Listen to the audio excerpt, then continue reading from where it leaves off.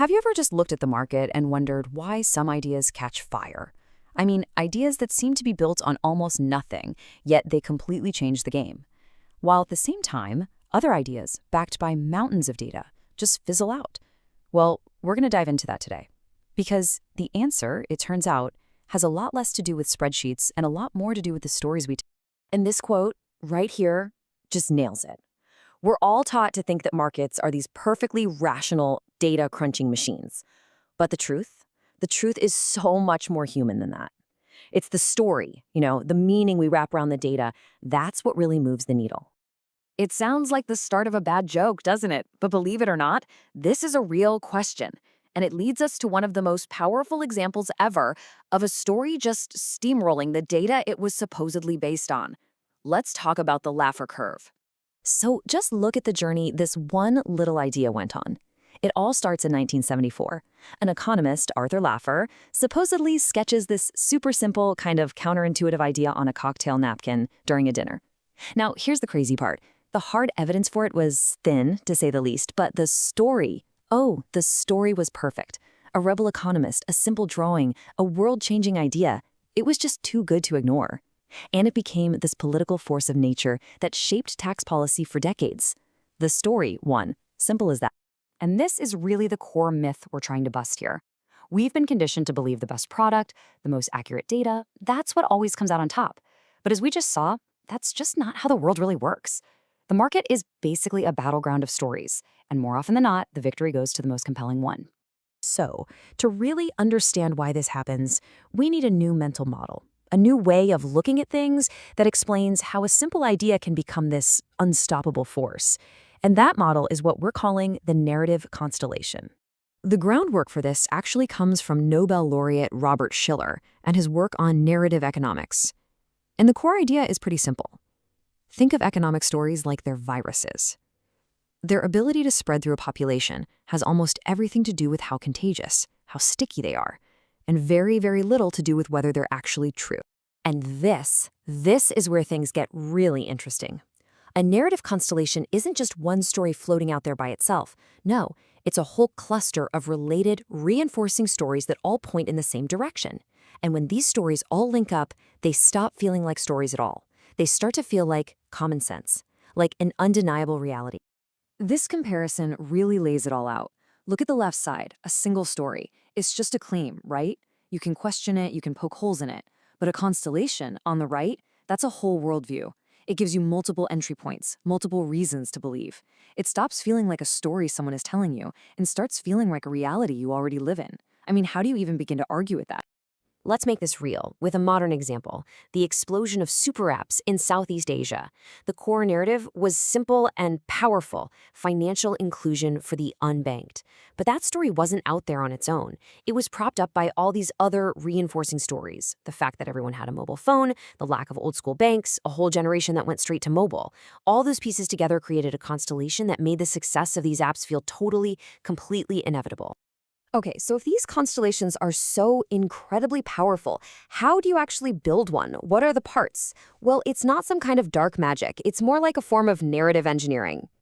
And it really boils down to these three key ingredients. You need a compelling origin myth, you need a powerful identity hook, and you need that web of reinforcing stories. Get these three things right, and you're not just telling a story anymore, you're actually building a new reality. First up, the origin myth. Every great idea needs its napkin moment. It's that simple, human story that takes an abstract concept and makes it feel real and personal. It has to be something you could tell a friend in a bar in under 30 seconds. It's the exact opposite of, two executives met to strategically optimize a database. Nobody tells that story. And here you have it. Maybe the greatest origin myth of our time. Satoshi Nakamoto. The whole thing is mysterious, it's intriguing, it's epic. That story is infinitely more powerful than trying to explain the mechanics of a decentralized ledger. And honestly, that myth alone carried Bitcoin for years. All right, next up is the identity hook. And this part is absolutely crucial. The most powerful narratives, they don't sell you a product. They sell you an identity. They give you a chance to become someone, a pioneer, a rebel, someone who's part of the future. It taps directly into our fundamental need to tell a story about ourselves. This is just a perfect example. That phrase, crypto is freedom. It's not about transaction speeds or mining fees. It's a declaration of values. It's an identity. When people got into crypto, they weren't just buying an asset. They were joining a movement. They were adopting an identity as someone who believes in freedom from the old systems. And you just can't argue with that feeling using a spreadsheet. And finally, you have to have those reinforcing stories. Your main idea can't just stand there all by itself. It needs to hook into bigger ideas that are already out there in the culture. Things like a growing distrust in old institutions, a deep belief in technology, a desire for community. This creates a powerful web that gives people all these different on-ramps to arrive at the same conclusion, that you are the answer.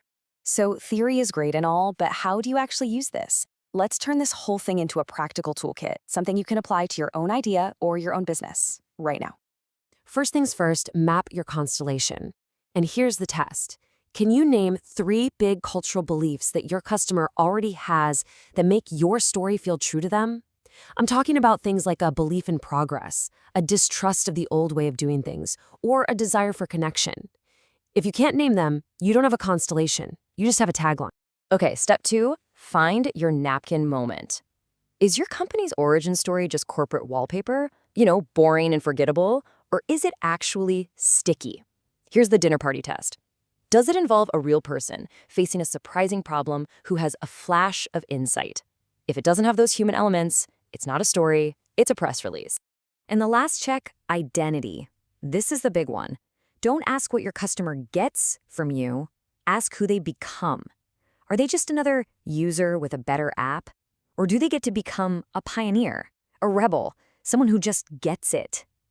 Because look, competing on features is always a race to the bottom. But competing on identity, that's how you build a tribe.